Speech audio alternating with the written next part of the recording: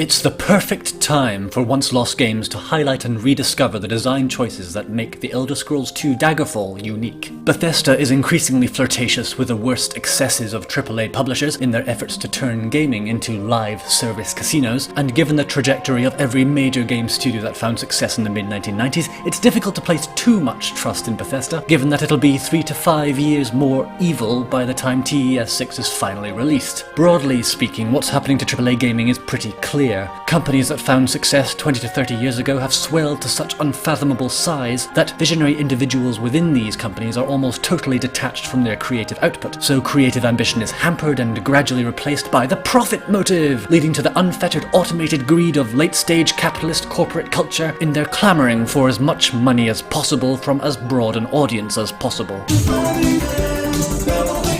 As a result, many AAA games are beautiful, boring, safe, ultra-monetized retreads of classics, with some quality-of-life optimization. Fortunately, new generations of game development companies are spawning behind the behemoths, and still have creative ambition. But these new companies don't represent the childhood memories of many millennials who vividly recall the dreams realized by Activision, Electronic Arts, BioWare, Blizzard, Bethesda, and so on and so on. Unless they're led by disillusioned veterans of high renown, as is the case with OnceLost games. I still play new games, primarily now on the Switch, where monetization feels mercifully limited. Besides the warm and fuzzy nostalgia derived from the games of my youth, no game has since ventured where Daggerfall did. So the problem is not that I'm fixated on old things because nostalgia, but that no new game has ever really satisfied that Daggerfall itch. Morrowind was wonderful, but small. Oblivion was a little less wonderful, but still a toy town. And Skyrim was lovely, but also a plaything in terms of its scale. The reasons for the shrinking of the Elder Scrolls games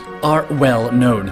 Morrowind needed to be a success or Bethesda would have gone under, so Todd Howard pivoted to the easier and safer task of populating a small world densely rather than a large one sparsely. The problem now is that every aspect of Bethesda's games feel dialogue-treed and derivative, whereas layering multiple randomized systems to populate a large world would provide the spark of something we need: unpredictability, the manifold systems of simulation interacting in unforeseen ways to keep the world feeling alive. Something like Dwarf Fortress springs to mind as I speak about this, although I've never actually played it. Ted Peterson, Vijay Lakshman, and Julian Lafay, the trio basically entirely responsible for the Elder Scrolls and Bethesda Softworks, are design director, technical director, and executive producer respectively within OnceLost games, and are joined by Ian Phoenix as marketing director, who has probably done various things, but I'm aware of him as Indigo Gaming on YouTube, who has done much to keep the memory of Daggerfall alive on this platform. This team are promising to make a spiritual successor to Daggerfall, a new single-player, first-person role-playing simulated world, rather than the narrowly focused dolls houses that have been released since. Not to cast too much shade on Skyrim and co, I really enjoyed them. See my reviews for evidence. But they are so goddamn small.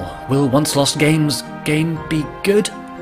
Hope so. There's certainly a lot of experience within this group. If not, there's a healthy modding scene for Daggerfall Unity, but in the meantime, follow OnceLost on Twitter, subscribe to them on YouTube, sign up to their mailing list, and join their Discord. With Bethesda's light fading and Daggerfall Unity's ongoing success, we are primed for OnceLost games to share its vision with us.